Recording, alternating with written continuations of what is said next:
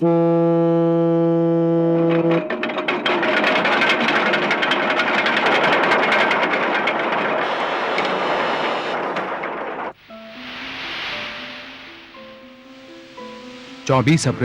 सन 1961 Indian navy की flagship INS Mysore ने बंबई बंदरगाह पर लंगर डाला। जहाजी कंपनी के सदस्य कैप्टन केशव मानेकशॉ नाना भॉय बहुत खुश थे। 6 महीने की लंबी यात्रा के बाद आज वो घर लौट रहे थे, और वो भी तय तारीख से 1 हफ्ते पहले। नाना भॉय को बेसब्री थी अपनी पत्नी सोफिया और तीनों बच्चों से मिलने की।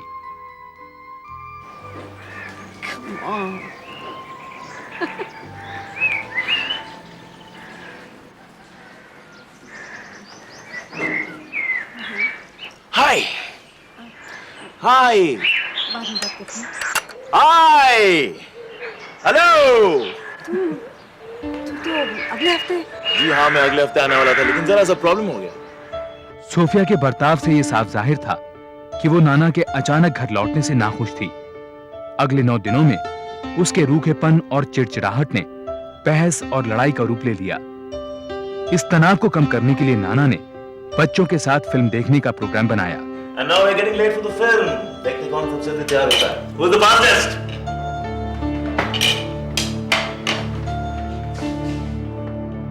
लेकिन इससे पहले कि वो फिल्म के लिए निकलते, सोफिया ने नाना को बताया कि अब वो किसी और से प्यार करने लगी है। कौन है ये आदमी? जो तुमने मुझे पिछले 10 साल में नहीं दिया, वो सब कुछ मुझे प्राण सलूजा ने 6 महीने में दे दिया। इतना प्यार, इतनी अटेंशन, इतना समय, सब कुछ दिया उसने मुझे।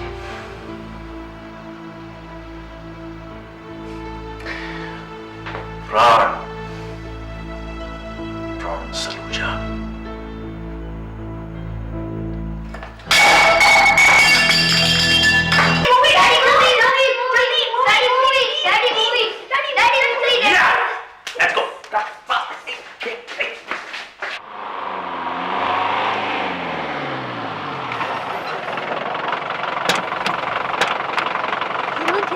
वो दोनों हीरो से प्यार करती थी। फिर क्या?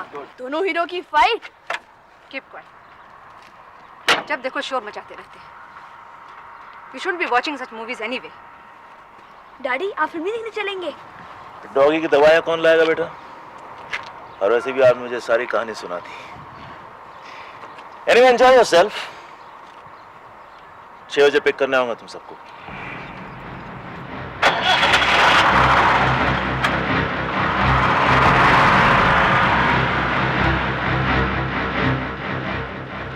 परेशान नाना ने आत्महत्या करने की ठान ली, लेकिन वो एक बार प्राण आहूजा से मिलकर ये पूछना चाहते थे कि क्या वो वाकई सोफिया से शादी करेगा। प्राण के घर जाने से पहले नाना ने अपने जहाज के स्टोर से 1 सर्विस रिवॉल्वर और 6 बुलेट्स इशू कराए।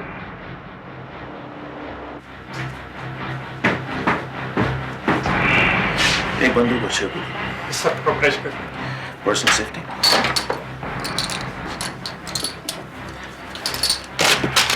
अहमद हो जाना रात को लिख लेना। Thank you. No, you here? क्या बात? Sir, nothing. Excuse me, sir.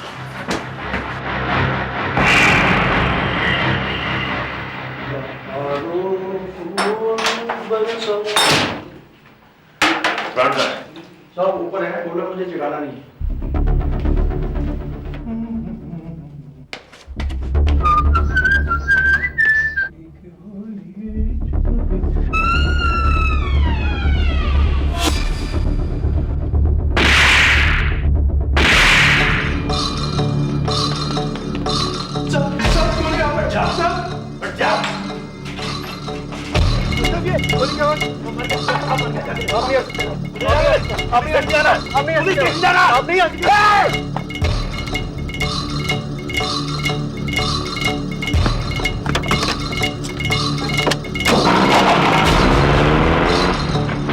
हादसे के बाद नाना ने अपने सीनियर कमोडोर नंदी को फोन किया नाना का दिमाग स्थिर नहीं था। वो बार बार एक ही बात दोहरा रहे थे, मैंने उसे मार डाला। कमोडोर नंदी ने नाना को एक ही सलाह दी, आत्मसमर्पण, सरेंडर।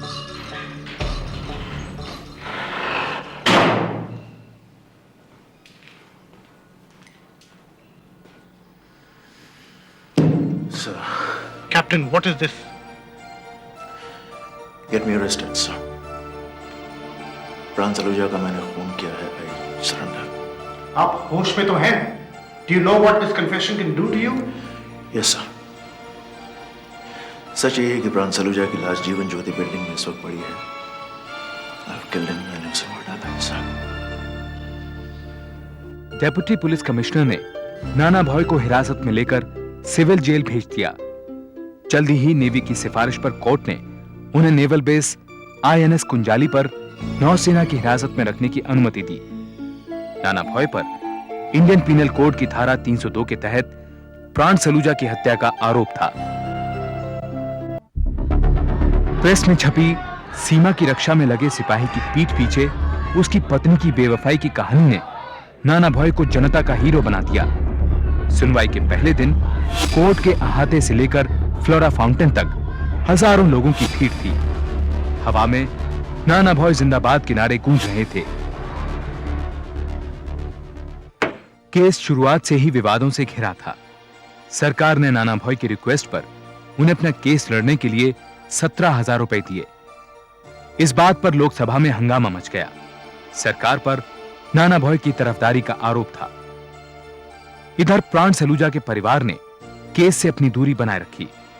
उधर कोर्ट में नाना भॉय ने 9 सदस्यों की स्पेशल जूरी के सामने प्लीड किया, नॉट गिल्टी। मेंबरान जूरी, प्रेस की रसीली सुर्खियों, शब्दों के जाल से बने भावनाओं को बहा देने वाले ये आर्टिकल्स, अक्यूज्ड की लुभा देने वाली पर्सनैलिटी, उसका ऑरा, उसका आला बैकग्राउंड, इन सब की चकाचौंध से बचकर कहीं दूर खड़े रहकर इस चमक धमक के पीछे पड़े उस मुजरिम को देखिए, उस कालिक को देखिए जो प्राण सलूजा के चिता से उठकर उस मुजरिम के चेहरे पर पुती है, जो आज इंसाफ मांगती है, सजा मांगती है, फांसी मांगती है। फांसी, फांसी केवल मर्डर के केस में दी जाती है,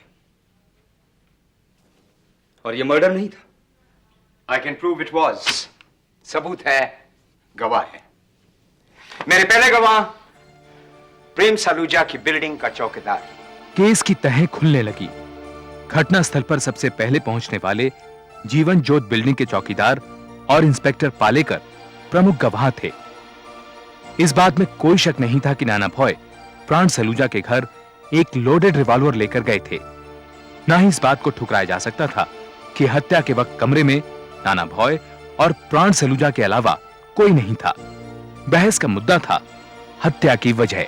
दरअसल यह case murder due to grave and sudden provocation का है। मेंबरान जूरी, मेरे क्लाइंट को उकसाया गया, ऐसे हालात पैदा किए गए कि उनको गुस्सा आया और वो हादसा घटा जिसमें प्राण सलूजा की जान चली गई। सडन एंड ग्रेव प्रोवोकेशन, यानी किसी के भड़काने से अचानक गुस्सा आना और उसी गुस्से से कत्ल हो जाना। मेंबरान जूरी, this is a premeditated cold-blooded murder. उसने झूठ बोलकर पिस्तौल इशू करवाया और उसके बाद प्राण सलूजा के पास कत्ल के इरादे और प्लान से गया था। Thank you, that's all your honour. The court is adjourned. जेल में नाना के पास हजारों की संख्या में फैन मिल आती।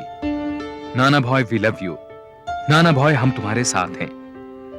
जहां एक तरफ प्रेस ने उन्हें हीरो बना दिया था, वहीं दूसरी तरफ सोफिया और बच्चों को ताने सहने पड़ रहे थे। इसका एहसास नाना को अपने बड़े बेटे टिडली की चिट्ठियों से होता। डियर डैडी, आप घर कब आएंगे? आप गुस्सा होंगे, लेकिन मैंने राहुल की पिटाई कर दी। He is no longer my best friend.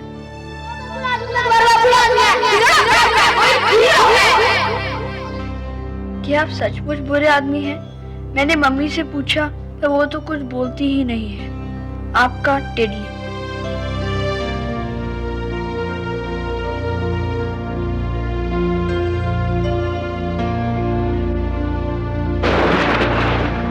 Mrs. Sophia Nana boy, will you please come to the witness box? Sophia, you've got to stand by him. उसको अब केवल तुम ही बचा सकती हो।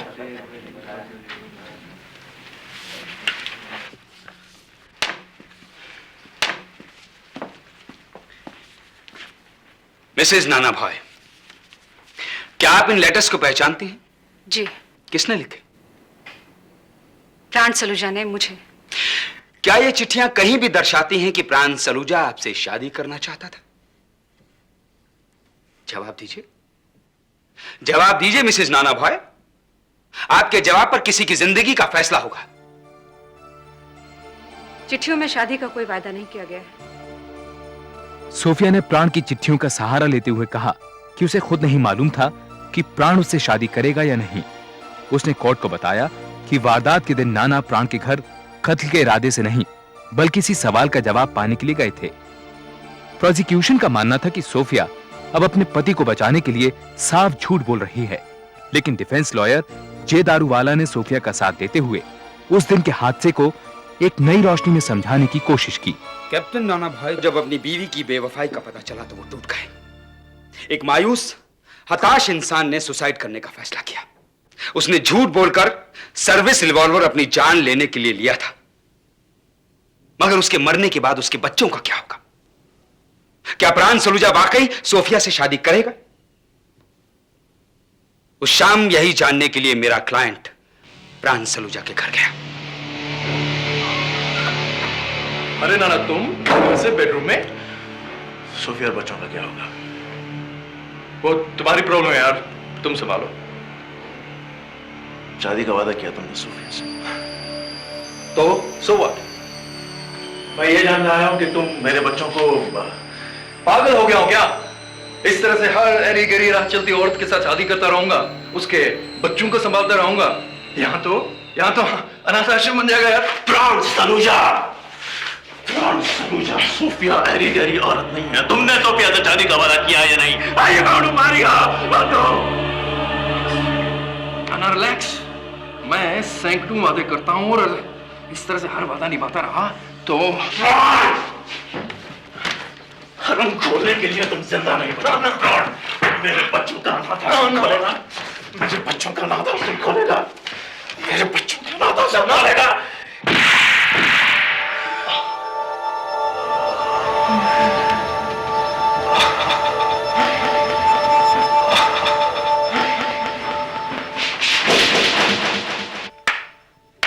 वाह जनाबे वाले, क्या उम्दा कहानी गढ़ी है। शब्दों के बेहतरीन इस्तेमाल से जज्बातों को क्या जगाया है, लेकिन ये सबूत नहीं है। प्रोसिक्यूशन लॉयर सौमित्र बोस के अनुसार हाथापाई की दलील में दम नहीं था। सरकारी क्रिमिनोलॉजिस्ट ने इस बात की पुष्टि की।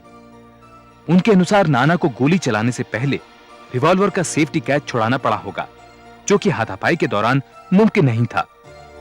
इस दलील का सामना करने के लिए डिफेंस लॉयर दारूवाला ने कमोडोर नंदी को कोर्ट में पेश किया।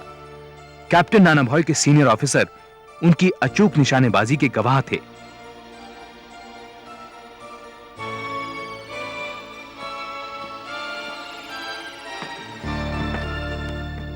कमोडोर नंदी, कैप्टन नाना भॉय का निशाना कैसा है? हमारे सबसे अच्छे निशानबाजों में से एक हैं वो। अगर प्राण सलूजा को मारना चाहते तो उनके जिस्म के एक एक ऑर्गन में गोलियां चुन चुन के अलग अलग मार सकते थे। प्राण सलूजा को जो गोलियां लगी या तो कोई नए सीखे निशानबाज ने लगाई और या फिर हो सकता है एक हाथापाई में चल गई। Thank you commodore Nandi.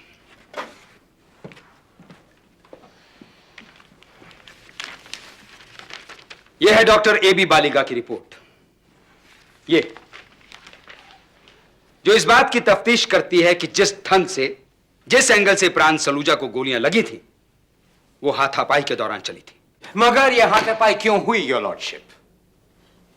Defence का कहना है कि हाथापाई की वजह प्राण सलूजा का सोफिया से शादी ना करना था, राइट? लेकिन प्राण सलूजा सोफिया से शादी करना चाहता था। ये 3 कागजात इस बात को प्रूव करते हैं। प्राण सलूजा की चिट्ठियां जो चीख कर कह रही है, सोफिया मुझसे शादी करो। सर, आपने मुझे ये बात बताई नहीं। सोफिया के चरित्र पे कोई आंच नहीं आनी चाहिए, चाहे कुछ भी हो जाए। कोर्ट में सबूत के तौर पर 26 प्रेम पत्र पेश किए गए, सोफिया के प्राण के नाम और प्राण के सोफिया के नाम। इन खतों में प्राण की प्रेमिकाओं की चिट्ठियां भी शामिल थीं। एक खत था पैम का, जिसकी प्राण से तथाकथित रूप से शादी हो चुकी थी।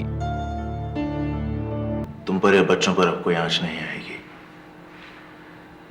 सारे इंतजाम मैंने कर दिए हैं, इंश्योरेंस व्हाटएवर। और मेरा? समझदार हो, समझ जाओगी। मैंने कोर्ट में झूठ बोला था कि प्राण मुझसे शादी करना नहीं चाहता था। तुम रिहा होकर वापस आओगे, मेरा विश्वास है। विश्वास सोफिया, विश्वास कभी वापस नहीं आता। क्या अक्यूज अपनी सफाई में कुछ कहना चाहेगा?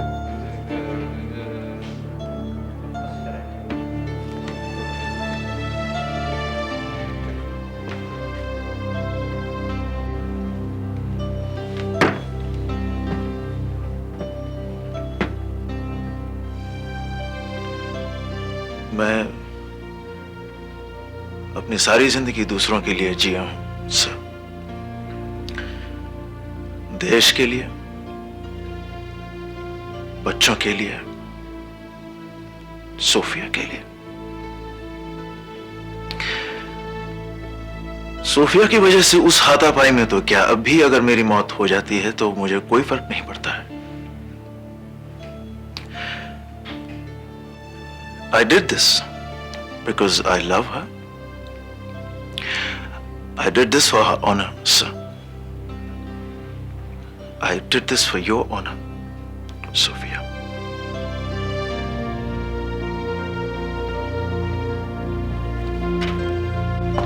मेंबरान जूरी, आपने दोनों पक्षों की दलीलें सुनी।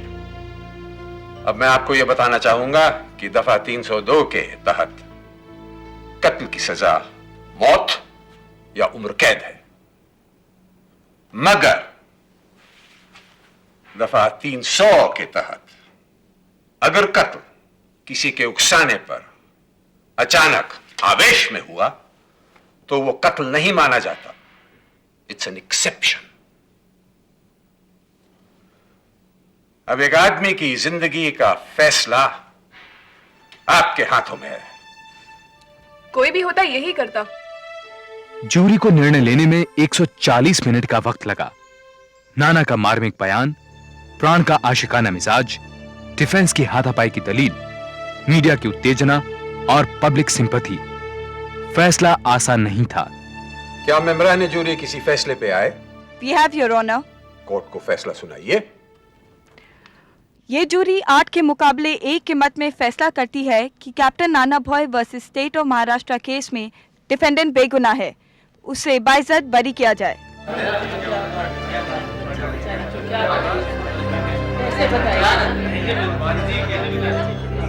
Order, order, order!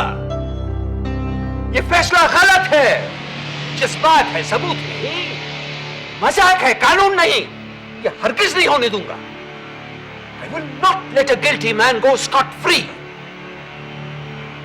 नाना बॉय कातिल है और उनको सजा मिलेगी। मैं इस केस को हाई कोर्ट की डिवीजन बेंच भेजता हूं।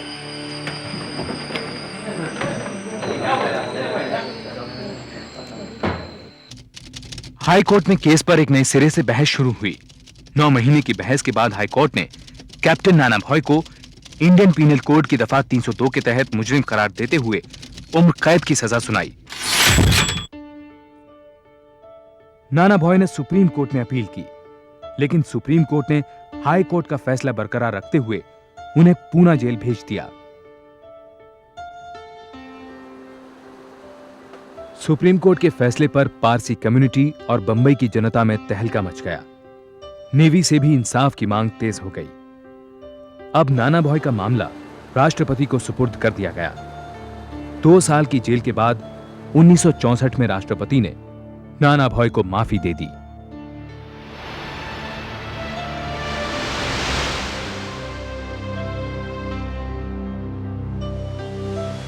जेल से छूटते ही नाना भॉय सोफिया के पास लौट गए। कैप्टन नाना भॉय सोफिया और अपने 3 बच्चों के साथ कनाडा जा बसे। भारतीय कानून के इतिहास में जूरी द्वारा ट्राई किए अंतिम चंद केसों में से ये एक था। 1962 में जूरी सिस्टम समाप्त कर दिया गया।